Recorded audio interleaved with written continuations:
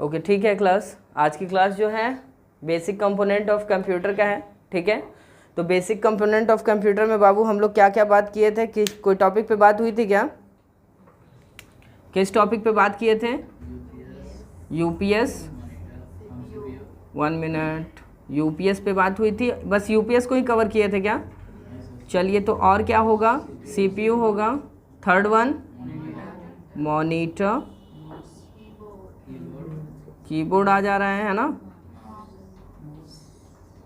And last one mouse. तो बच्चों UPS का फुल फॉर्म मैंने क्या बताया था?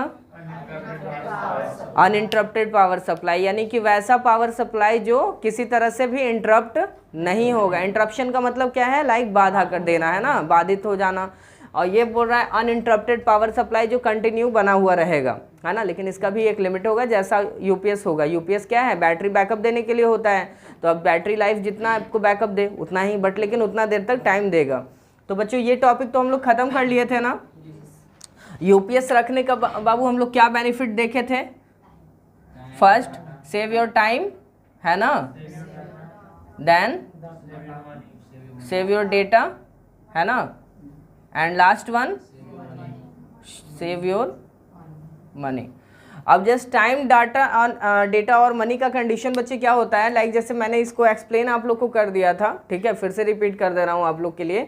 यहाँ पास टाइम, डेटा और मनी का कंडीशन बाबू इसलिए होता है, लाइक हम लोग को पता है कि सिस्टम जो है डायरेक्ट इलेक्ट्रिसिटी से चल रहा है ना।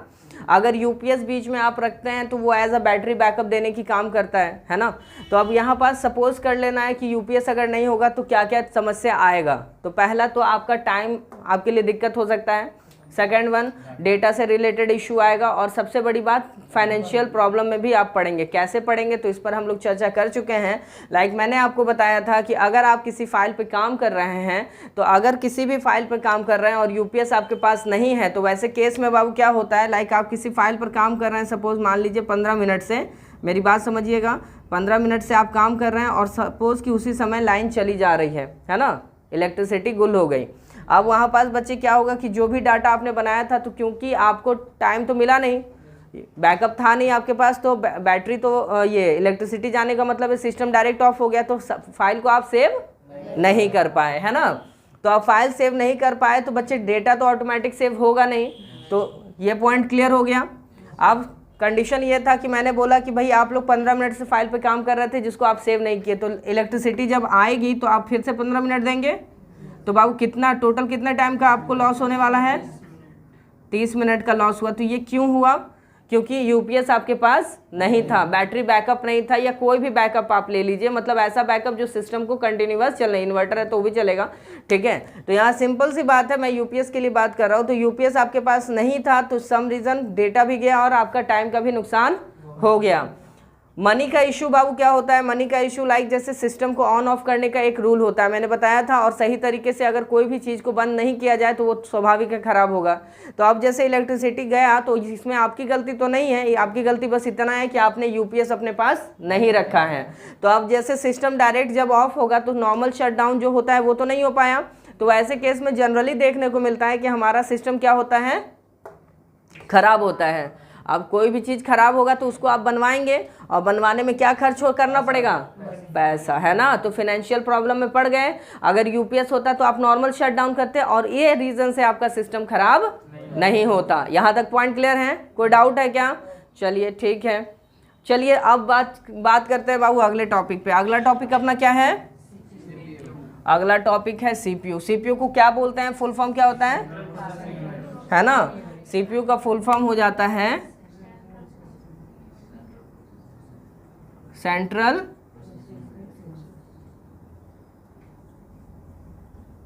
है ना, central processing unit.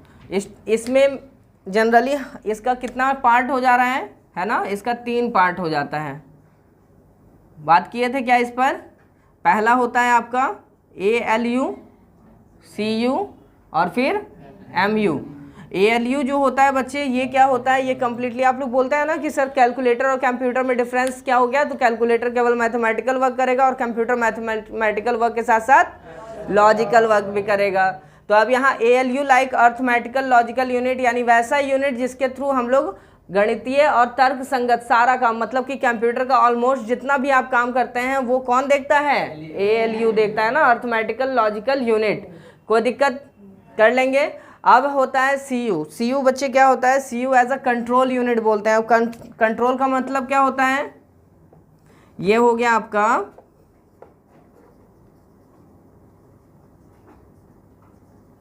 Arithmetical logical unit, है ना। और ये क्या हो गया बाबू आप लोग का कंट्रोल यूनिट, है ना। कंट्रोल यूनिट का मतलब क्या हो गया, जो नियंत्रण रखे, जो कंट्रोल में रखे, पॉइंट है कि नहीं। तो अब यहाँ पास कंट्रोल यूनिट लाइक जैसे कि सिंपल सा यहाँ पास याद रखिएगा, एज ए एग्जाम्पल केवल आप लोग को बता रहा हूँ, ठीक है। आप लोग को मैंने प्रीवियस क्लासेस में मैंने बात किया था, तो मैंने आप लोग को बताया था कि जैसे कि पावर सप्लाई के लिए जो मैं अभी टॉपिक पूछ रहा था, लाइक पावर सप्लाई किस तरह से, तो पावर सप्लाई कैसे हो रहा है बाबू सिस्टम में। फर्स्ट ऑफ ऑल जैसे कि मेन स्विच से पावर आप देते हैं, सही बात है कि नहीं। मेन के बाद अगर UPS है तो आप बाबू UPS में पावर देते हैं, UPS से फिर जाता है CPU में, है ना। CPU के बाद जनरली आप कहते हैं कि सर थोड़े देर में मॉनिटर का वेलकम विंडो आ जाता है, ठीक है। थोड़े देर में यहाँ पास वेलकम विंडो आ जाता है, अप्रॉक्स 15 सेकेंड या जो भी टाइम कॉन्फ़िगरेशन पे डिपेंड करता है। अगर अच्छा कॉन्फ़िगरेशन है तो और कम टाइम में आएगा, थोड़ा सा बैड कॉन्फ़िगरेशन होगा तो समय ज़्यादा लेगा। तो अब यहाँ पास बच्चे यहाँ जो 15 सेकंड का रनिंग होता है, तो एक्चुअली CPU में पावर देने का मतलब क्या हो गया, SMPS, है ना। SMPS like switch mode power supply, and then फिर आपके मदरबोर्ड में पावर जाता है ना। मदरबोर्ड में वो पावर जाने के बाद यहाँ पास फिर ये पावर को क्या करता है, बहुत जगह बांटता है। तो ज़्यादा नहीं, हम लोग 3 जगह देते हैं। मान लीजिए एक आप CPU में देते हैं, CPU किसको बोलते हैं, प्रोसेसर को बोलते हैं ना। ये जो अभी CPU देखते हैं ना, जो आप डब्बा जैसा देख रहे हैं, उसको मात्र कैबिनेट बोलते हैं। बॉक्स होता है जो सारे हार्डवेयर कंपोनेंट को अपने पास अच्छे से रखे हुए हैं, और एक कॉमन बोलचाल की भाषा में इसी को आप लोग CPU बोलते हैं, लेकिन ये गलत है ना। ये मात्र क्या है, कैबिनेट है ना। जब शॉप पे जाएंगे ना और आपको केवल ये बॉक्स लेना होगा, अंदर का पार्ट्स नहीं लेना होगा, तो आप जाके बोलेंगे कि भाई मेरे को कैबिनेट दे दो आप, है ना। अगर आप CPU बोलते हैं ना तो पूरा लंबा चिट्ठा बनने वाला है, ठीक है, क्योंकि उसमें मदरबोर्ड, हार्ड डिस्क, रैम हो गया, DVD राइटर हो गया, SMPS सब कुछ मिलेगा। तो स्वाभाविक है चार्जेस तो बढ़ेंगे ही, है ना। तो अगर पूरा CPU लेते हैं तो वो कॉन्फ़िगरेशन के अकॉर्डिंग वो उस हिसाब से चार्ज करेगा। और अगर आप केवल कैबिनेट बच्चे बोलते हैं ना, तो कैबिनेट का चार्ज ज़्यादा नहीं, 1500 1800 जैसा लेते हैं उस हिसाब से बनता है। अगर थोड़ा सा गेमिंग कैबिनेट लेते हैं तो वो एक्सपेंसिव होता है, वो थोड़ा महंगा पड़ेगा। तो इस चीज़ का ध्यान रखिएगा कि जो आप लोग अभी जनरली आप लोग जिस CPU को CPU बोलते हैं, जिस बॉक्स को, वो CPU नहीं, क्या है, कैबिनेट है, डब्बा है वो, ठीक है। वो आपके सारे हार्डवेयर कंपोनेंट को अपने पास अच्छे से रखे हुए हैं, इसलिए कॉमन बोलचाल की भाषा में उसको आप लोग क्या बोल देते हैं, CPU बोलते हैं। लेकिन जब मार्केट में इसको परचेस करने जाएंगे ना, तो CPU नहीं बोल करके केवल क्या बोलेंगे, कैबिनेट चाहिए। मेरी बात समझ रहे हैं, कोई डाउट है क्या। अब यहाँ पास बच्चे, यहाँ पास CPU लाइक मैंने क्या बताया, प्रोसेसर जो मदरबोर्ड में एक्चुअली लगा होता है। तो ये प्रोसेसर हो गया। मान लीजिए रैम मतलब रैंडम एक्सेस मेमोरी, है ना। और मान लीजिए SSD का मतलब हार्ड डिस्क ड्राइव। तो यहाँ पास मान लीजिए ज़्यादा नहीं, इतना करते हैं। तो अब बाबू क्या पूरा पावर सप्लाई मान लीजिए SMPS के पास होते होते आपके मदरबोर्ड के पास आया, लाइक 100%। कोई भी चीज़ को तो इतना ही में ना कैलकुलेट करेंगे, 100% से भी ज़्यादा कुछ होता है क्या, नहीं होता है। तो अब जैसे कि मान लीजिए मदरबोर्ड के पास पावर कितना है, सपोज इसको सबको बांटना है, डिस्ट्रीब्यूट करना है, ठीक है। अब डिस्ट्रीब्यूट करना है तो सबको प्रॉपर्ली पावर चाहिए, है ना। एज अ एग्जांपल केवल समझा रहा हूँ, ठीक है। इसको केवल एग्जांपल की तरह ही लेंगे, फिर और बात करेंगे CU का क्या क्या काम होता है। तो जस्ट मान लीजिए मदरबोर्ड के पास कितना पावर सप्लाई है, 100% है। अब यहाँ पास कंडीशन जैसे CPU, रैम और हार्ड डिस्क, मान लीजिए कि यहाँ 3 पार्ट्स अवेलेबल हैं जिनको क्या होगा, पावर सप्लाई तो देना पड़ेगा ना रन करने के लिए। तो सपोज करिए कि CPU यहाँ बोलता है कि भाई मेरे को रन करने के लिए 50% चाहिए, है ना। 50% ये पावर कंज्यूम करेगा, है ना। अब यहाँ पास बाबू रैम को कितना चाहिए, तो रैम को मान लीजिए 20% का नीड है, और रेस्ट कितना बच गया, 30%। तो वो हार्ड डिस्क बोला भाई मेरा इतना काम चल जाएगा। तो मान लीजिए कि यहाँ 50% इसको पूरी मिल गया, बट लेकिन रैम और हार्ड डिस्क को 20 और 30% मिलना था। तो सपोज करिए कि मान लीजिए कि इससे गलती हो गया, और ये क्या किया कि 30 इसको दे दिया और 20 इसको दे दिया। तो यहाँ पास एक एग्जाम्पल लेते हैं। अगर मान लीजिए कि आप लोग कम खाना खाएंगे तब ज़्यादा दिक्कत है, कि ज़्यादा खाना खाइएगा तब दिक्कत है, ज़्यादा खाएंगे तब दिक्कत है ना। तो अब यहाँ पास कंडीशन ये हुआ कि अगर जैसे कोई कम खाना खाया है तो उससे ज़्यादा क्या होगा, चक्कर वगैरह आ जाएगा, है ना, थक जाएगा समय से पहले काम करते करते। लेकिन कोई ज़्यादा खाना खा ले तो वो क्या होगा, 10 दिन के बेड रेस्ट पे जा सकता है कि नहीं जा सकता है, क्लिनिक का चक्कर काटेगा। ठीक है, तो अब यहाँ पास बाबू ये मेंटेनेंस कौन करेगा, ये चीज़ का ध्यान कौन रखेगा कि किसको कितना मिलना चाहिए, ये काम सीयू करेगा, कंट्रोल यूनिट करेगा।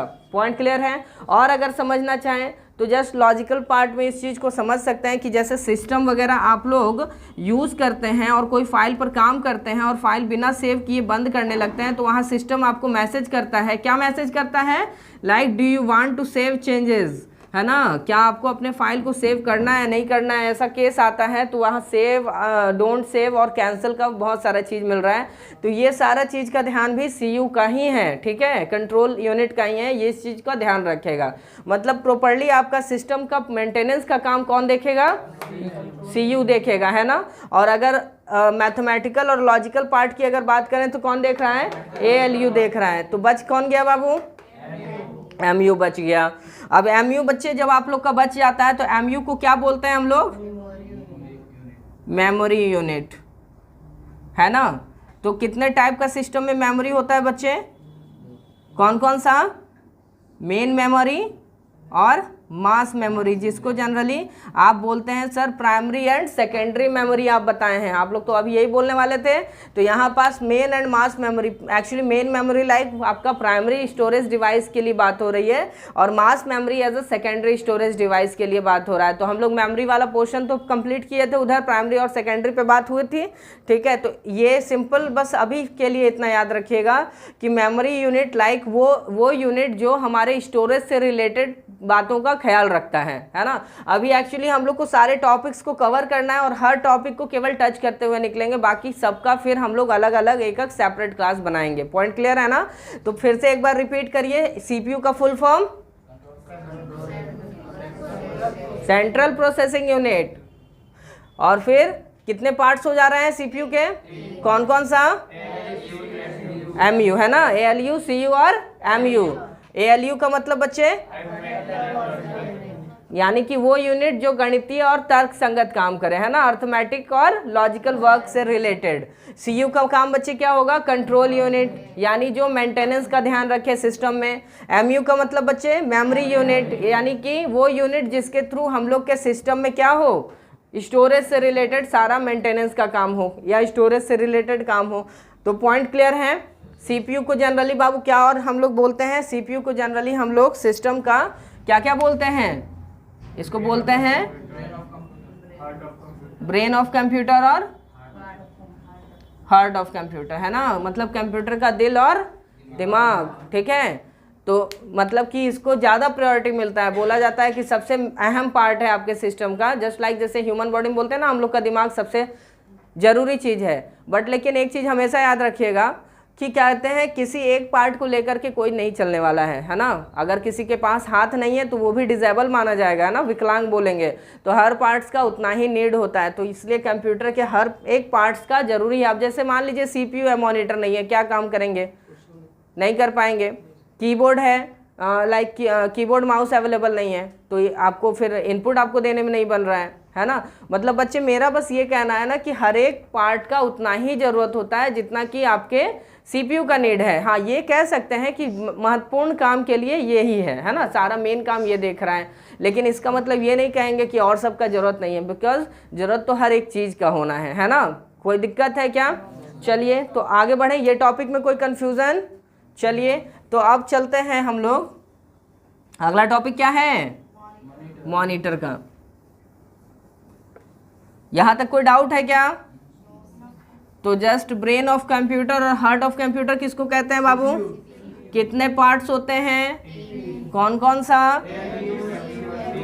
चलिए ठीक है। ALU का फुल फॉर्म क्या हो गया, और CU का, MU का याद है? UPS का फुल फॉर्म किस लिए होता है? बैटरी बैकअप के लिए। तो दो टॉपिक्स तो बढ़िया से क्लियर हो गया। अगला टॉपिक बाबू क्या है अपना, मॉनिटर का। अगला टॉपिक जो मॉनिटर का है, तो बच्चे मॉनिटर को हम लोग VDU के नाम से जानते हैं, VDU, ठीक है, एक मिनट, जस्ट VDU, यानी कि विजुअल डिस्प्ले यूनिट या वीडियो डिस्प्ले यूनिट भी बहुत लोग बोलते हैं, बट विजुअल डिस्प्ले यूनिट बोलना अच्छा होता है। ठीक है, तो अभी ज़्यादा इस पर डिस्कस तो नहीं करेंगे, अब इसके स्ट्रक्चर की बात करेंगे कि बनावट की दृष्टि से अभी तक आपके मार्केट में कितने तरह के मॉनिटर अवेलेबल हुए। मेरी बात समझ रहे हैं? तो यहाँ पास बच्चे यहाँ ध्यान दीजिएगा, मॉनिटर बाय स्ट्रक्चर अगर बात करें ना, बाई स्ट्रक्चर अगर बात करें तो बाई स्ट्रक्चर बच्चे कंडीशन क्या होता है ना, यहाँ दो तरह का आया। पहला आता है आपका CRT, यानी कि कैथोड रे ट्यूब, है ना। दूसरा बाबू क्या आया, TFT। TFT का मतलब समझते हैं, थिन फिल्म ट्रांजिस्टर। अब यहाँ पास याद रखिएगा CRT मॉनिटर कहते किसको हैं, तो बाबू CRT का कंडीशन समझिएगा। जस्ट आप ध्यान दीजिए, आप लोग के घर में टीवी, पहले वाला टीवी याद है जो काफ़ी बड़ा एरिया कवर करता था, अभी के टाइम का नहीं, तो अब तो बहुत ज़्यादा स्लिम हो गया, बट पहले वाला टीवी तो सब लोग देख रहे हैं जो काफ़ी वैक्यूम बेस्ड होता था वो, है ना। तो जस्ट वो पहले वाला जो टीवी बाबू देखते थे ना, उसी तरह का क्या होता था आपका मॉनिटर आता था। उसी मॉनिटर को जनरली हम लोग CRT बोलते हैं, CRT like cathode ray tube. याद रहेगा, पॉइंट क्लियर है। तो अब कैथोड रे ट्यूब में कंडीशन क्या है और फिर TFT क्या है, तो TFT का मतलब क्या हो गया, thin film transistor.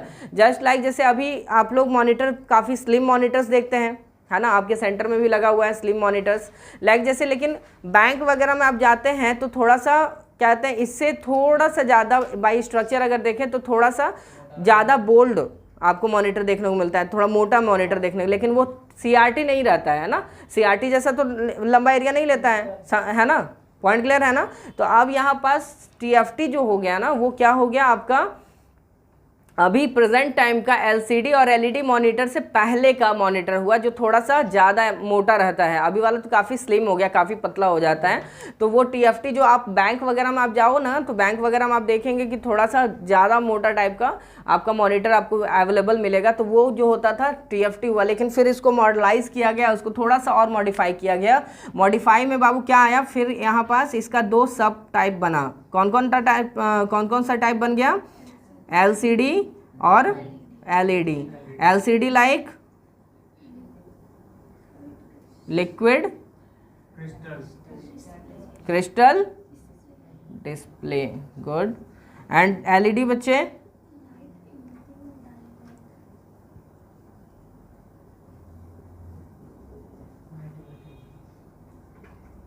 Light emitting diode, है ना। तो याद रहेगा। अब यहाँ पास LCD LED टाइप बच्चे अभी तो मार्केट में क्रेज़ है इसका, ठीक है। तो और भी आए, अभी 1-2 टाइप पे और बात करेंगे। फिलहाल आज का यहाँ पास रहेगा अपना 2 टाइप, CRT और TFT। तो मॉनिटर को क्या कहते हैं बच्चों, वीडियो का मतलब विजुअल डिस्प्ले यूनिट। और फिर बाई स्ट्रक्चर इसको अगर देखिएगा तो बाई स्ट्रक्चर फिर कितना आ रहा है, CRT और TFT। CRT like cathode ray tube और TFT thin film transistor.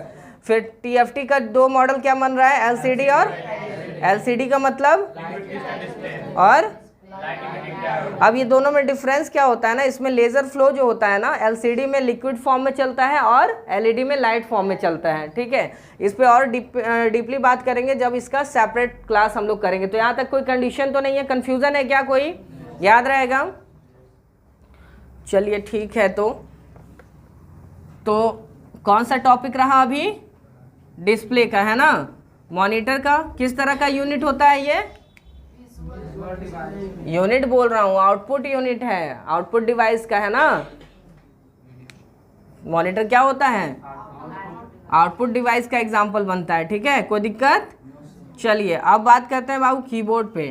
Keyboard का मतलब आप समझते हैं क्या होता है, जिससे आप कुछ टाइप करते हैं, टंकन मशीन है एक तरह का, है ना, क्लियर है। अब यहाँ पास बच्चे ध्यान दीजिएगा कि आपका कीबोर्ड जो है कब आया, कीबोर्ड कब आया, कौन लाए, कौन बताएगा, क्रिस्टोफर सोल्स, है ना, लैंथम सोल्स। अब यहाँ पास बाई स्ट्रक्चर बाबू बात करें तो बाई स्ट्रक्चर कीबोर्ड कितने टाइप्स के हैं, कौन कौन सा आ जाएगा? सिंपल, मल्टीमीडिया और इंटरनेट और वायरलेस। चलिए बहुत अच्छा, सिंपल कीबोर्ड हो जा रहा है आपका, मल्टीमीडिया हो जाता है, मल्टीमीडिया कीबोर्ड है ना। देन मल्टीमीडिया के बाद आपका एक इंटरनेट और एक वायरलेस कीबोर्ड होगा, वायरलेस। क्लियर है? कोई दिक्कत? तो बाबू सिंपल कीबोर्ड में कितने कीज माने जाएंगे? 104 टू। देन फिर मल्टीमीडिया में की है ना ये सारा। चलिए इंटरनेट में बच्चे 150।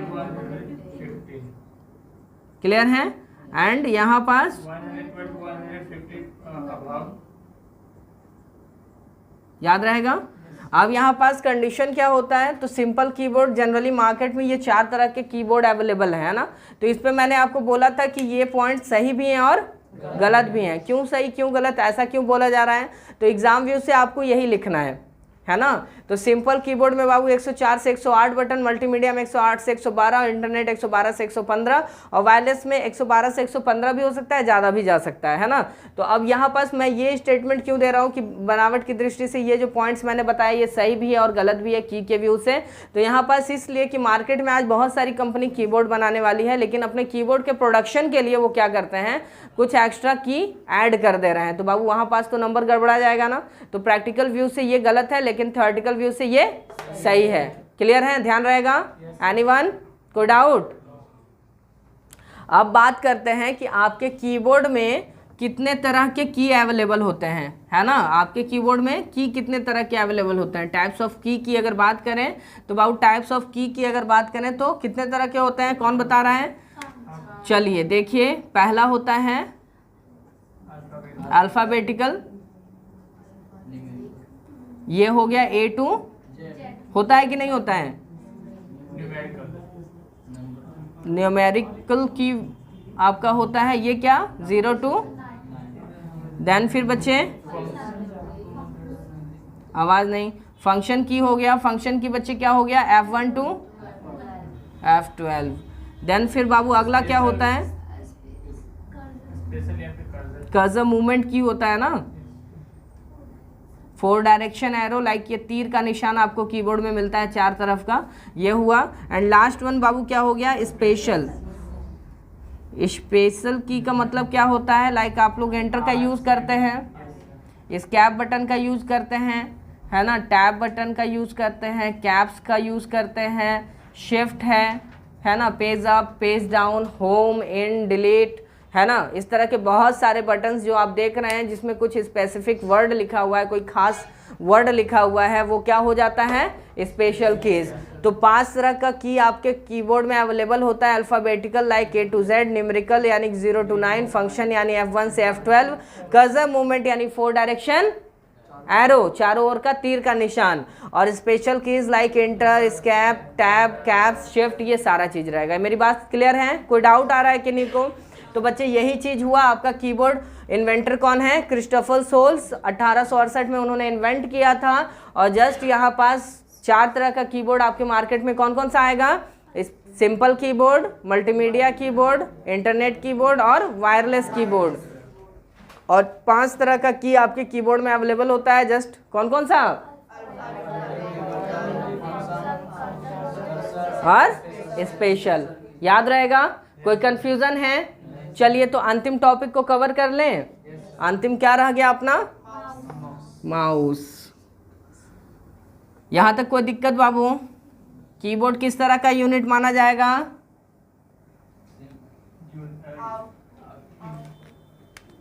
कौन बोला आउटपुट? इनपुट। इससे इनपुट देते हैं ना। कौन बोला आउटपुट, कौन बोला? कोई बात नहीं, चलिए कोई बात नहीं, ध्यान रहेगा। तो जस्ट मॉनिटर हो गया बच्चे, कीबोर्ड हो गया। अंतिम टॉपिक अपना क्या रह गया, माउस। 1960, वैसे 1960 to 1965 बोलते हैं, बट बेसिकली ज़्यादा फोकस 1960 पे ही करेंगे, ठीक है। इन्वेंटर जो है बाबू कीबोर्ड ये माउस के आपके कौन है, डगलस, है ना, डगलस सी एंगलवर्ट, है ना, याद रहेगा। चलिए, तो जस्ट ये इन्वेंटर है बच्चे, इनका डेथ एक्चुअली लास्ट 2013 में शायद इनका डेथ हुआ था, थोड़ा सा देख लेंगे। चलिए, तो